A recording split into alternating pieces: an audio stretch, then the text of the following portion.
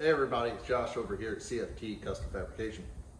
Wanted to talk about like our 2020 systems and a few things that we've had out for the last year, doing lots of testing. See Hub Dyno, we're doing other dyno testing and so forth, working on all that. But really wanted to do an overview of the two options we have for the air intake system that you can have tuned, deleted, whatever you want to do. It's going to be EO compliant, it's emissions compliant.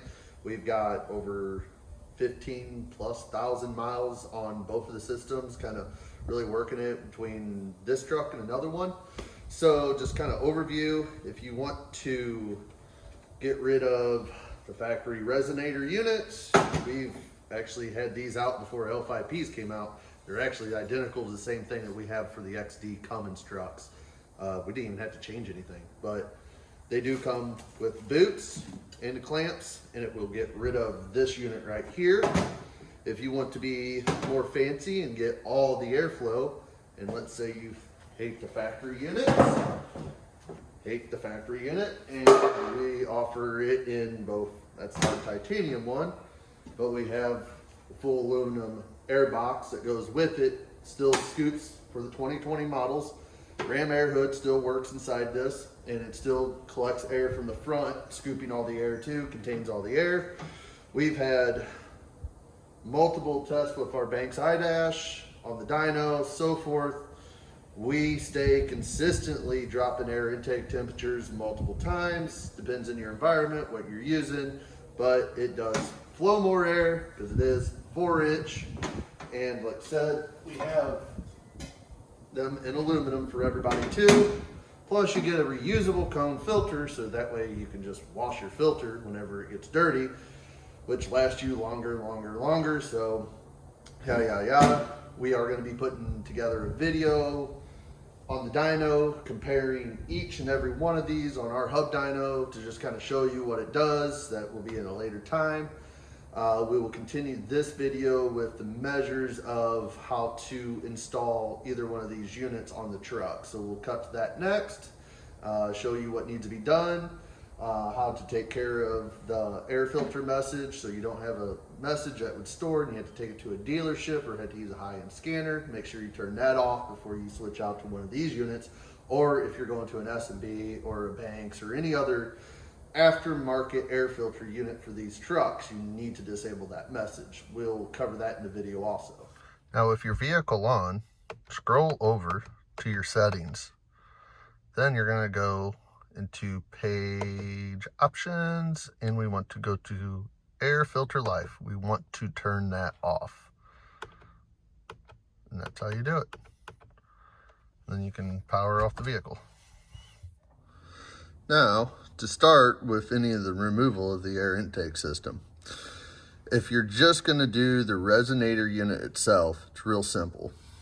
You'll have one nut right here, should be a 13 millimeter, and then you just need to take off the flat blade there and there, and then this unit will come right out. Once that unit's out, then all we have to do is just replace it with the boot, and the tube that's supplied, and tighten it up. That's as simple as that one gets. And that's it. That's a Resonator pipe that is installed.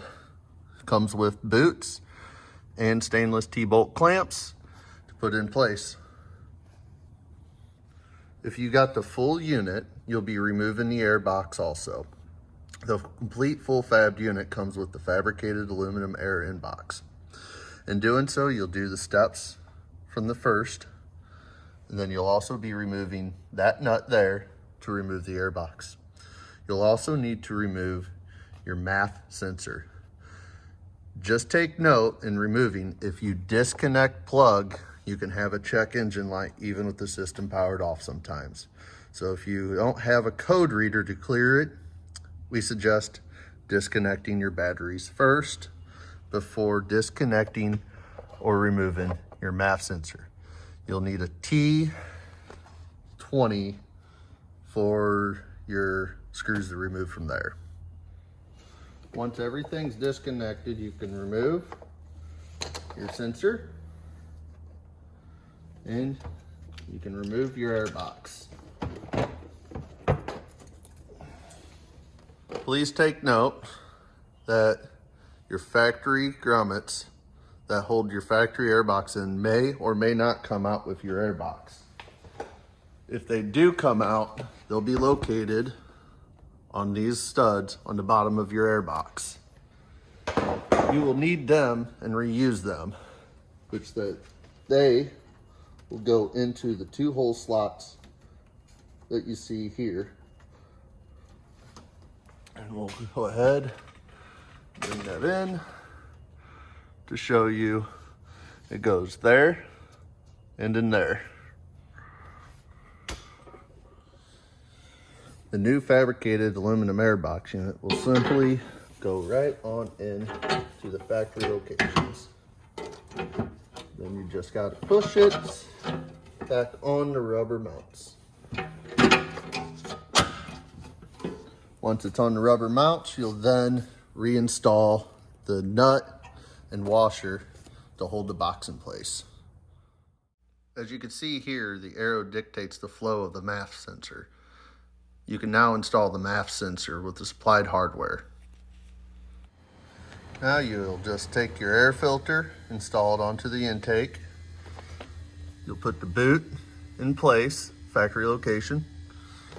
You'll attach the 1 mounting piece for the tube, keep it all steady.